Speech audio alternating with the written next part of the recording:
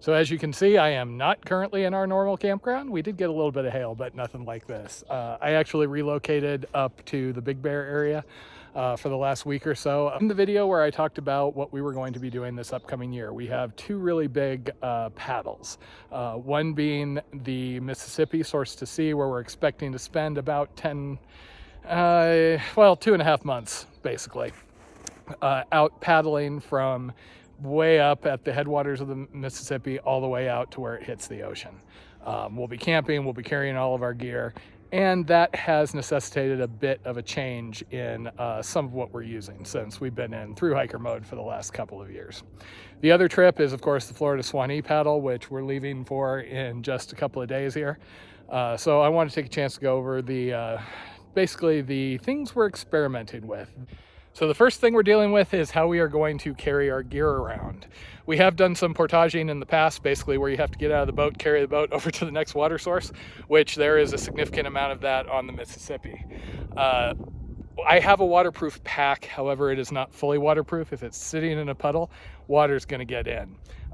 We have dry bags from the other paddle trips, but the problem with, just doing a whole bunch of dry bags is if you have to carry all your gear any significant amount of time, it's a pain holding all those various things, and it's too heavy to leave it in the boat. So after looking around, the thing that we settled on is the NRS bill bag. It is the 110 liter version. There's a 65 liter version, but experience generally says the bigger you can get, the better. Our one concern was whether it would fit into the boat. So in addition to being an NRS dry bag, in addition to being an awesome color, this thing's claim to fame is it comes with pack straps. So this is going to allow us to both transport our gear on the plane. The straps will come off. Basically, we seal everything up, check the luggage, and then when we need a portage, we can throw it on our back. Now, I did do some research. I didn't just buy the bright green one. I found the bright green one and then had to justify why I was going to buy the bright green one. There are a lot of opinions out there as far as, what's the best. There are different styles of packs, things like that. We basically went with this because A, good color, found it on sale, and we've had really good experience with the NRS bags in general. Now, one of our goals for this trip has been to try and minimize town stops. The reason being, unlike through hiking where we just carry everything in, we're going to have a boat with us. If we leave the boat on the side of the river, it is not unheard of for people to be robbed, for the boat to be missing, things like that. Since there are two of us, we do have the option of somebody guards the boat and the other person goes in. But in general, we decided, similar to the CDT, but more extreme, we wanted to minimize time in town. Now, we can carry more food, we can carry more water. That's not a big issue. The thing that caused an issue was, of course, power. Power needs while on trips like this are, of course, very variable. I tend to use more because I'm making these videos. That means I'm, editing, exporting, uploading videos, and that eats through a lot more power.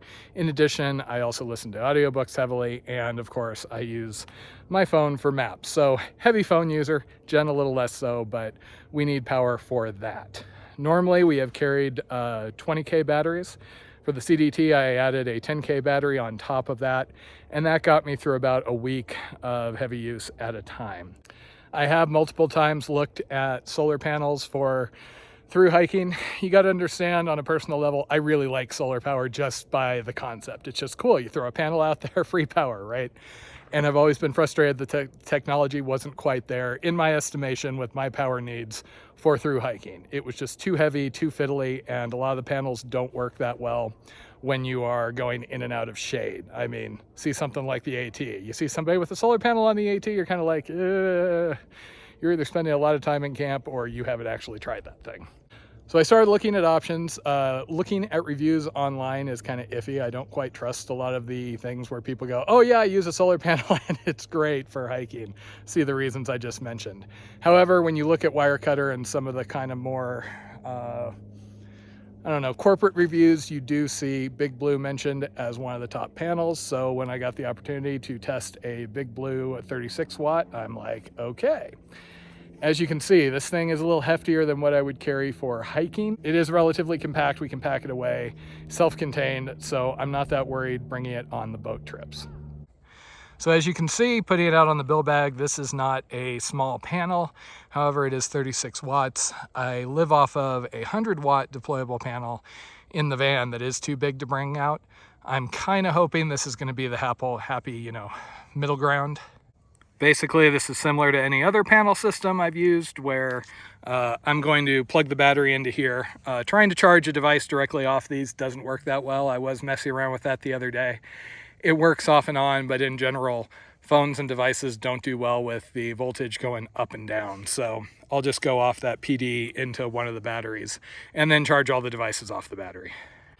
Now, this particular model, they do list it as water resistant. Like if it gets a little bit of water on it, it's okay. However, if this thing goes into the water, it's probably going to be done. So we do have to be a little careful with that, which is why I have my other solution that I got all excited about, the Voltaic panel system. So you can see this thing is a little bulkier. Voltaic is actually somebody that specializes in making panels that are waterproof. So that was kind of what I was thinking, because we're going to be in a canoe. We don't intend to flip over, but you're on a river, you know, things can happen. Also, we're going to need to be going no matter what the weather, so I'm fully expecting to be out in the rain, things like that. The idea of having a system that we could just leave out and be charging throughout the day, even if it's raining a little bit, even if, you know, we're getting a little bit of water on it, that was the only way I saw this really working. So Voltaic does have a few like ready-made kits. I didn't do that. I rolled my own, basically because I had this idea of I wanted to have a waterproof box, have the panel on top of it. So all these things you can buy from them and just assemble. This is a 9-volt panel. I just have it basically Velcroed onto this box. This is a Nanook box that has actually been modified by them, which is kind of cool. This port is supposed to be waterproof. I say supposed to because, you know, trust but verify, right? The idea is this can be out on the boat, and if it gets wet, it's no big deal. And then inside is, of course, the battery. So they have a number of different batteries. This one is supposed to be about 19K, which is a little smaller than our hiking batteries. I did ask them, could we just use our existing ones? They had some reasons why they said that it was better to use theirs. We'll see. I'm bringing both of them, honestly. I will say that as I've been testing this, while this is a 20K battery, it does seem to go down kind of quickly. Other oddity, it charges off of a micro USB. Who has a micro USB anymore? The answer would be the Voltaic systems. So basically, the wire comes off of the panel, goes in through that port, comes in here, and you can plug in the battery, and then you will see these lights come on and it will charge. So it's cool, simple, straightforward, and it drives me nuts that I don't get any numbers because I'm a geek and I want to know if it's actually like charging worth a damn. So the project I'm currently working on is trying to get a meter on here. We'll see. I'm waiting for one more connector because the connectors are all the wrong sort of USB. So the general plan here is this 9-volt box, which was the first thing I got.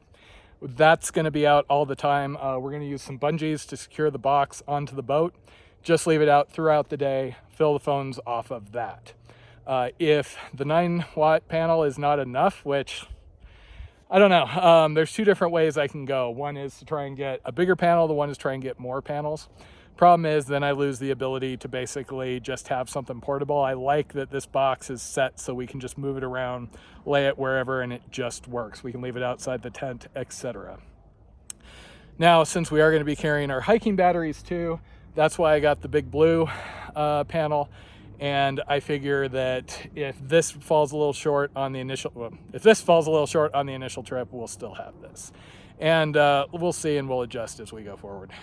Part of me did get all excited once I saw they had like individual panels of various sizes going, oh, what if I just made like a solar emplacement on the boat? And then I got sane because we're gonna have to bushwhack for part of this. The upper part of the Mississippi, yeah, we're gonna be shoving through some brush. Now, don't worry, I'm gonna have taters in the front of the boat, shoving the brush out of the way, but still, anything on the boat, I'm worried it's just gonna get sheared off. Also, when we're portaging, that just seems like it is asking for it. And we're not going to see the boat until 6 hours before we're on the water. So I don't have much I can do in the way of, modifications. Trying to deal with the sun and the funny shade here. So the other thing that we are currently kind of struggling and trying to decide is water shoes. Now on the previous trips, I've been using these. They're a pair of Chacos somebody gave me years ago for water shoes. They work okay. I've never been a huge fan of these. I ended up getting dirt underneath the straps a lot, and that was causing abrasions. Plus side is when I'm in and out of the kayak when we're doing trips, these I don't have to slip on and off. I can just leave them on all day, which is kind of nice, unlike the Crocs where you've got to like stow them somewhere so it doesn't get under the pedals. So at the moment, I'm bringing these to Florida. We are kind of looking at other options. I'm kind of tempted to go back to Crocs just because we're going to have more storage room in the canoe, but we'll see. The other thing we have to figure out before the Mississippi is mud boots. Everybody says, oh yeah, you're going to want mud boots. We have to figure out which ones to get there. I have massive feet, so sizing can be kind of an issue off and on. We did find all sorts of like fancy specialized bags for canoes. Again, we're more kayak people. We're trying to adjust here because we want to do the canoe. The one thing that we did end up getting is this. It's by Granite Gear.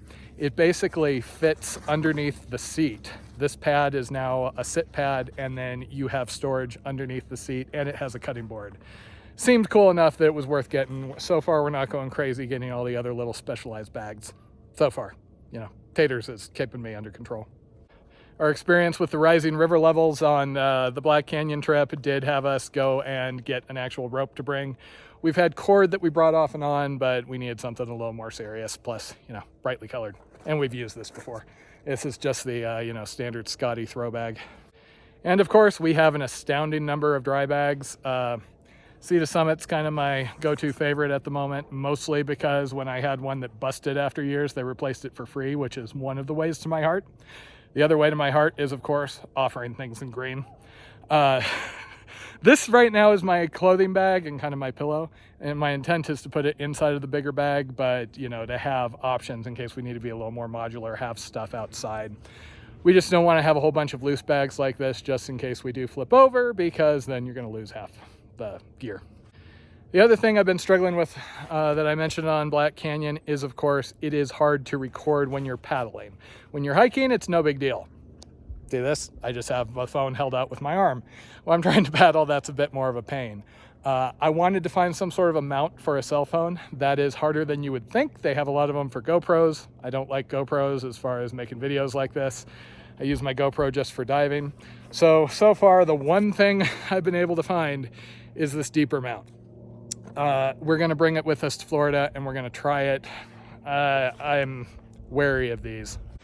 I don't have any reason to think it won't work yet. I'm just cynical because I've seen all sorts of mounts for GoPros and things which end up being crap. And of course, we don't have access to the boat to test it. This was pretty much the only thing I could find that was actually made to be mounted on the side of a kayak or a canoe. Now, the mount is one thing, but of course we are afraid of losing the phone over the edge. So we've been using this Koala hang time strap that we got. It worked pretty well in Black Canyon, and we're intending to continue using it. And if you're curious about the boat we're using, we own kayaks, not a canoe. Ended up doing some research once we decided we wanted to do a canoe and settled on this Quintico 17. We found one used, and we're going to be picking it up basically when we head out to the headwaters. So yeah, for now, this is our work in progress. We do have a lot more experience with through hiking gear, and most of the gear we're going to be using is our through hiking gear. But the paddling specific stuff, it's involved a lot more research and kind of playing around. I am really excited about the solar. I'm hopeful that'll work. We'll see how it goes in Florida. If you do have any experience with any of these or any advice, I am always doing more research and looking for new things, much to the eternal disgruntlement of Taters. And I appear to have broken Taters once again. Summed up your whole 4 years of existence by saying I like green and being loud.